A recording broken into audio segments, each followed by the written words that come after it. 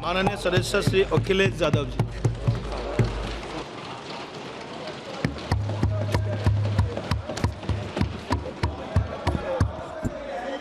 Please please. कोई बात नहीं, कोई बात नहीं। अरे नहीं, आदरणीय सभापति महोदय, मैं आपका बहुत धन्यवाद देना चाहता हूं कि बहुत ही महत्वपूर्ण और देश के लिए और बड़ी आबादी के लिए भारतीय जनता पार्टी की सरकार में एक और बिल आया है। क्योंकि मेरे से पूर्व में जो हमारे साथी बोले हैं वो माननीय सदस्य हमारे साथ नहीं, लेकिन मैं उनके बहुत सारी बातों से सहमत हूं। और अध्यक्ष महोदय, मैं देख रहा हूं जो एक्स कांग्रेस वाले हैं वो ज्यादा बोल रहे हैं।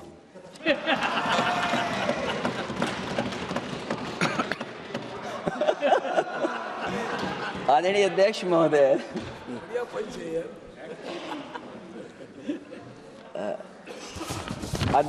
जो आज बिल पेश हुआ है, मैं हिंदी और अंग्रेजी को जो कुछ समझ सकता हूं वो यही मैं कह सकता हूं कि माननीय मंत्री जी ने ये कहा कि ये उम्मीद है। ये उम्मीद कैसे बना है, अंग्रेजी में भी मुझे समझ में नहीं आ रहा कि उम्मीद है ये, हिंदी में भी समझ में नहीं आ रहा कि ये उम्मीद है। यूनिफाइड वक्फ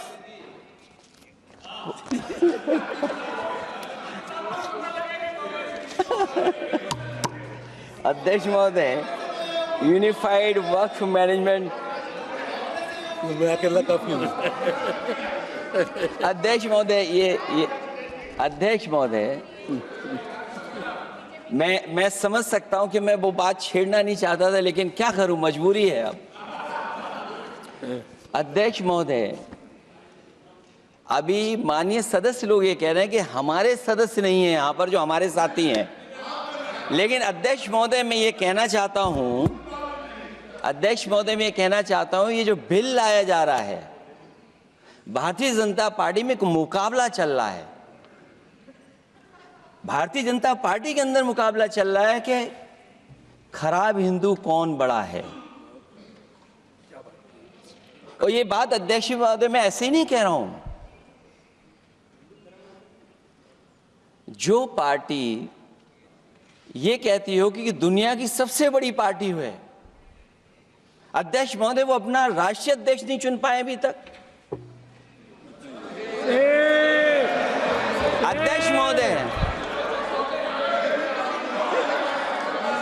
महोदय, भारतीय जनता पार्टी क्या है?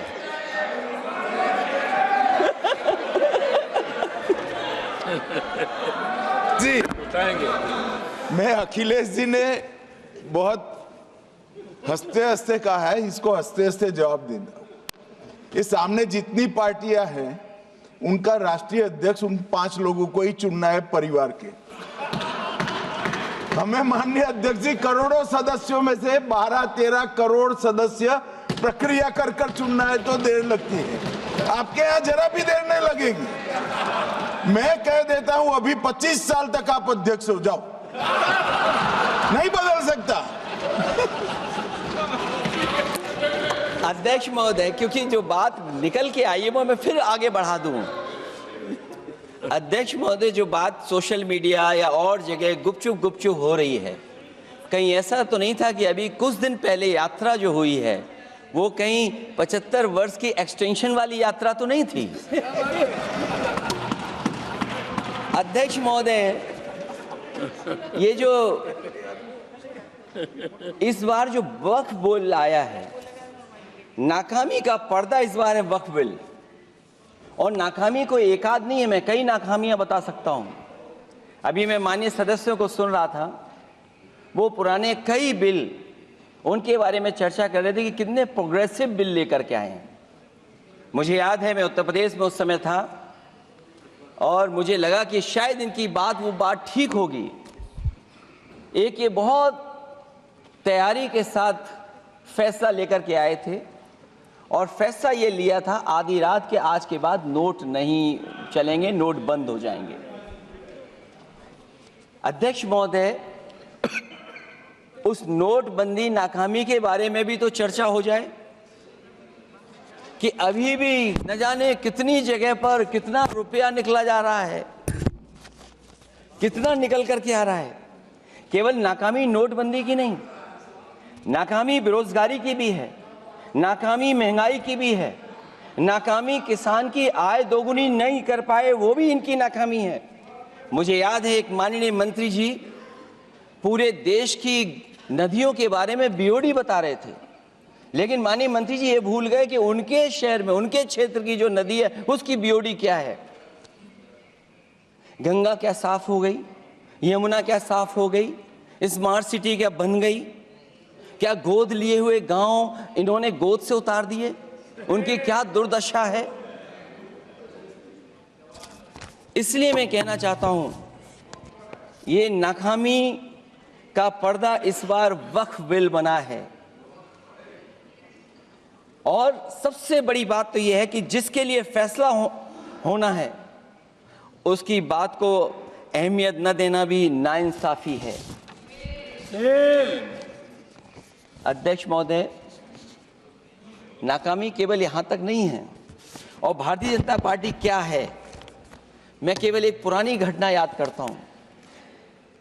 एक बार फैजाबाद अयोध्या में एक कार्यक्रम था, उसमें बड़ी तैयारी की गई थी और तैयारी के साथ कलाकार मुंबई से बुलाए गए थे। हो सकता है वो सहमति दिल्ली से ना रही हो, केवल लखनऊ की सहमति से हो रहा हो कार्यक्रम। और जब कार्यक्रम की पूरी तैयारी हो गई, भगवान श्री राम बनकर के कोई आ गया, लक्ष्मण बनकर के कोई आ गया, माँ सीता भी बनकर के कोई आ गया, हनुमान जी और भगवान हनुमान भी बनकर के कोई आ गया। लेकिन जब लखनऊ से वो हेलीकॉप्टर उड़ा और अयोध्या पहुंचा तो सब लोग थे, लेकिन उसमें हनुमान नहीं थे। अध्यक्ष महोदय, मैं भारतीय जनता पार्टी के लोगों से कहूंगा कि जानकारी करिए कि आखिरकार भगवान श्री राम थे, लक्ष्मण थे, सीता थी, लेकिन हनुमान क्यों नहीं थे? हनुमान इसलिए नहीं थे, शायद उनकी जात या धर्म कुछ और था। अध्यक्ष महोदय, ये देश मिली जुली संस्कृति से चला है। कुछ हमने सीखा, कुछ उन्होंने सिखाया। और जो लोग ये कहते हैं कि हम सबको बराबरी का हक देते हैं, अभी कुछ दिन पहले ईद निकली है। अध्यक्ष महोदय, वो परंपरा रही है, न केवल मैं जाता हूं बल्कि कोई दल का नेता ऐसा नहीं न जाता हो उस कार्यक्रम में शामिल होने। भारतीय जनता पार्टी के जो मुख्यमंत्री, उप मुख्यमंत्री, वो भी जाते हैं, उप मुख्यमंत्री, सभी धर्मों के नेता आते हैं। लेकिन पता नहीं इस बार क्या साजिश थी, षड्यंत्र था कि वहां पर कुछ पाबंदी लगी हुई थी। अगर किसी कारण पाबंदी लगी हुई थी तो बात समझ में आती है, लेकिन जब जानकारी हुई है, किसी को नहीं पता था कि पाबंदी क्यों लगी है कि आप नहीं जा सकते वहां पर कार्यक्रम में शामिल होने। क्या यही भारत है, यही संविधान हमें रास्ता दिखाता है? अध्यक्ष महोदय, मंत्री जी बताएं हमें, वो खुद भी माइनॉरिटी हैं, भगवान बुद्ध के रास्ते पे चलते हैं। भगवान बुद्ध का रास्ता दूसरा है। हम आपको अपना मानते हैं तब भी जब आप हमारे बहुत सारे ग्रंथों को नहीं मानते, तब भी हम आपको अपना मानते हैं। आप हमारे पुराणों को नहीं मानते हैं, आप हमारे उपनिषदों को नहीं मानते हैं।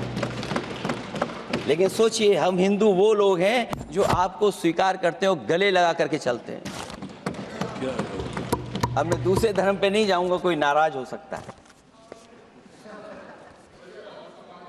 मैं दूसरे धर्म के बारे में नहीं जा सकता, मैं केवल यही बताता हूं। और मैं उत्तर प्रदेश में, अध्यक्ष जी, जहां से आता हूं, मैं अपमान नहीं कर रहा हूं, मैं सच बोल रहा हूं। और ये बिहार के चुनाव में जो आप कह रहे हैं कि महिलाओं को 2 मेंबर बना दिया, इस बार मैं भी देखूंगा कि भारतीय जनता पार्टी कितनी महिला लोगों को टिकट देंगे वहां पर।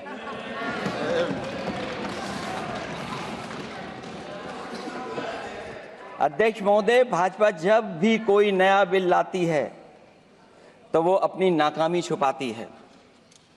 भाजपा वाले मुसलमान भाइयों की वक्फ की जमीन चिन्हित करने की बात कर रहे हैं, जिससे महाकुंभ में जो हिंदू मारे गए हैं या खो गए हैं उनको चिन्हित करने की बात पर पर्दा पड़ जाए। अध्यक्ष महोदय, मुझे खुशी इस बात की कि हमारा धर्म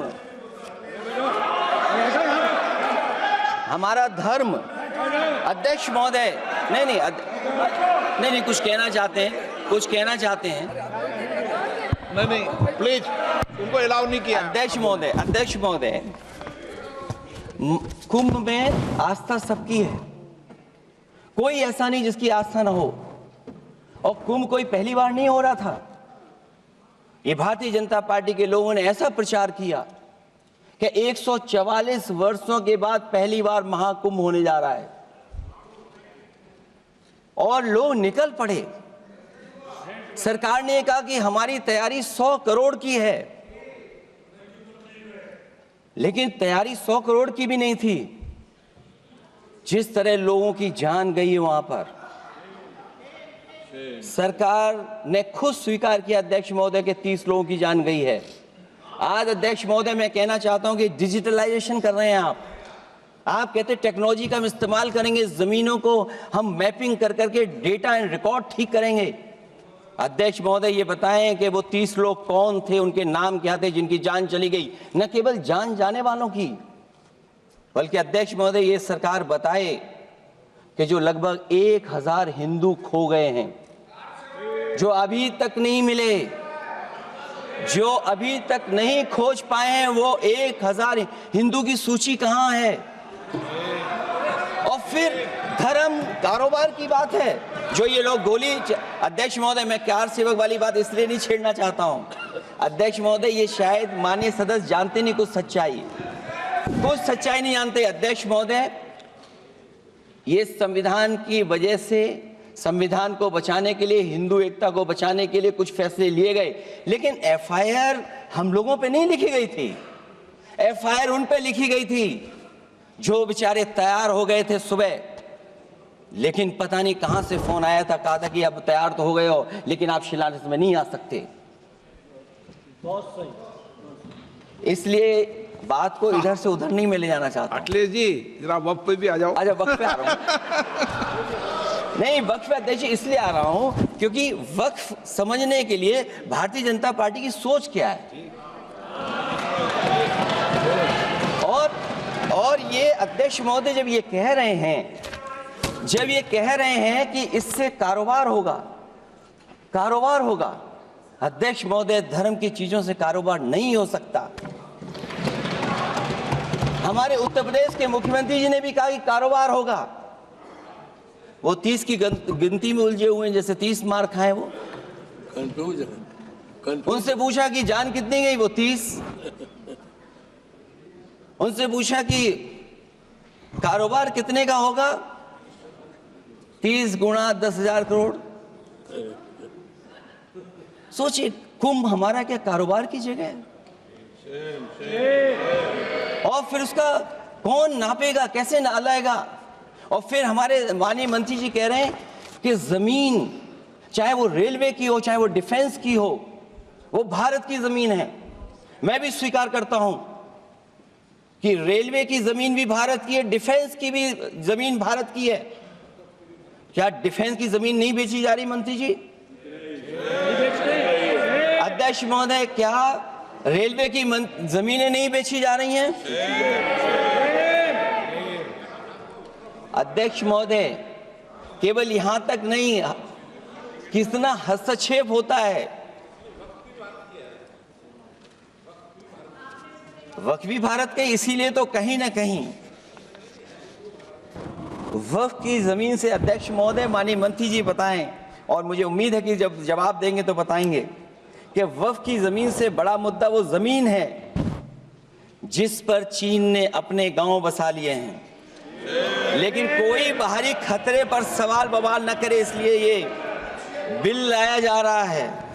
और माननीय मंत्री जहां से आते हैं, जिस प्रदेश से आते हैं, कम से कम ये तो बताएंगे कि वहां कितने चीन ने गांव बसा लिए, घर बन गए हैं।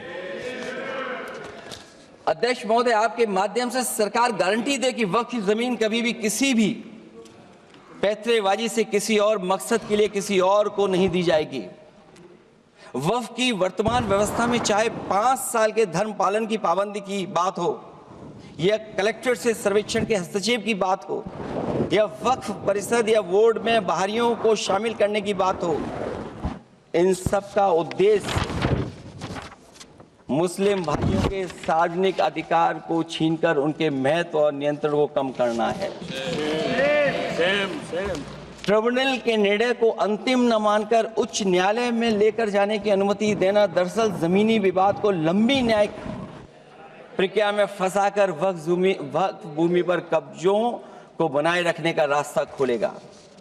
सबसे बड़ी बात यह कि वक्फ बिल के पीछे की न तो नीति सही है न नीयत, ये देश के करोड़ों लोगों से उनके घर दुकान छीनने की भी साजिश है। भाजपा एक अलोकतांत्रिक पार्टी है, वो असहमति को अपनी शक्ति मानती है। जब देश के अधिकांश राजनीतिक दल वक्फ बिल के खिलाफ हैं, तो उसे लाने की जरूरत क्या है? जो जिद क्यों कर रहे हैं सरकार? वक्फ बिल का लाना भाजपा की सियासी हट है। वक्फ बिल भाजपा की सांप्रदायिक राजनीति का नया रूप है। वो तो आपको काटेगा, और इसलिए काटेगा कि अध्यक्ष महोदय बाहर ये लिखते हैं सत्यमेव जयते, बाहर है लिखते सत्यमेव जयते, भाजपाई अंदर असत्य बात कहते। भाजपा वक्फ बिल लाकर अपने उन समर्थकों का तुष्टीकरण करना चाहती है जो भाजपा की आर्थिक नीति, महंगाई, बेरोजगारी, बेकारी और चौपट अर्थव्यवस्था से उसे छटक गए हैं। क्योंकि अध्यक्ष महोदय, जब से वोट में गिरावट आई है और खासकर उत्तर प्रदेश में भी, तब से भारतीय जनता पार्टी की कोशिश है कि अपना वोट कैसे संभाला जाए। ये वोट को संभालने के लिए बिल लाया गया है। भाजपा का लक्ष्य वक्फ की जमीनों पर है। इन जमीनों का नियंत्रण अपने हाथ में लेकर इन जमीनों को पिछले दरवाजे से अपने लोगों के हाथों में दे देना चाहती है। भाजपा चाहती है कि वक्फ बिल लाने से मुस्लिम समुदाय को लगे कि उन पर हक को मारा जा रहा है, वो उद्वेलित हों और भाजपा को ध्रुवीकरण की राजनीति करने का मौका मिल सके। क्योंकि अध्यक्ष महोदय, भाजपा का लक्ष्य यह है कि ध्रुवीकरण हो, क्योंकि वो जानते हैं कि ध्रुवीकरण जितना होगा उससे वो लाभ उठाने में आगे रहेंगे। तो ये वक्फ बिल जो लाया जा रहा है, वो अपनी वोट बैंक को संभालने के लिए और समाज को बांट करके ध्रुवीकरण करके राजनीतिक लाभ लेने के लिए लाया जा रहा है। और अगर इसके लिए नहीं लाया होता तो पहले से जो जितने फैसले लिए सरकार ने, क्या उससे देश और प्रदेश में कोई बड़ा बदलाव आ गया है? अगर स्मार्ट सिटी का बात करें तो कितनी स्मार्ट सिटी बन गई है आपकी? आपके नोटबंदी की वजह से न जाने कितना रुपया कहां निकल रहा है। और डर तो ये लगता है कहीं भाजपा वाले दूसरों के पैसा रख करके न पकड़वा दें। वक्फ बिल के आने से पूरी दुनिया में एक गलत संदेश भी जाएगा। इससे देश की सेकुलर इमेज को बहुत धक्का लगेगा। वक्फ बिल भाजपा की नफरत की राजनीति का एक और अध्याय है। मैं अंत में कहना चाहता हूं कि अभी तो आपने साथी संभाल लिए हैं, एक साथी तो मुझे दिखाई नहीं दे रहा है, और हमारे जिनका हमने सम्मान किया हमें कहां ले गए आप, और हमें यहां छोड़ गए आप, हमें छोड़ गए। हमें देखिए सभापति महोदय देखिए राजनीति क्या है। हमने आपका हाथ पकड़ा और हम यहां आ गए, और आप हमारा हाथ छुड़ा करके वहां चले गए। इसलिए देखिएगा कब हमारा इनका हाथ मिल जाए। और मैं अध्यक्ष सभापति महोदय ये कहना चाहता हूं कि वक्फ बिल भाजपा के लिए वाटरलू साबित होगा, क्योंकि ऊपर से तो हाँ हाँ कह रहे हैं, लेकिन अंदर ही अंदर बहुत सारे साथी सहमत नहीं है। मैं अंत में इतना ही कहना चाहता हूं कि ये वक्फ बिल जो लेकर के आए, कोई उम्मीद लेकर के नहीं आ रहा है। ये सोची समझी रणनीति का हिस्सा है, क्योंकि इनका जो बोर्ड बिखर गया है, ये मुस्लिम में भी बंटवारा चाहते हैं। मुस्लिम इस्लाम धर्म में कहीं बंटवारा नजर नहीं आता है, लेकिन इनकी कोशिश है कि इस बिल के माध्यम से हम मुस्लिम भाईचारा में भी बंटवारा कर दें। बंटवारा तो पीडीए करेगा। अभी देखिएगा सभापति महोदया, हमारे एक सदस्य कह रहे थे कि चुनाव बहुत अच्छा होता है। इनसे बेहतर किसने चुनाव देखा होगा? चलिए, धन्यवाद। वोट ही नहीं डालने दिया। चलिए सभापति महोदया, मैं धन्यवाद देता हूं। मैं और अपने दल और साथियों के साथ कहता हूं कि समाजवादी पार्टी बिल का विरोध करती है। वोट पड़ेगा तो हम इसके खिलाफ वोट डालने जा रहे हैं।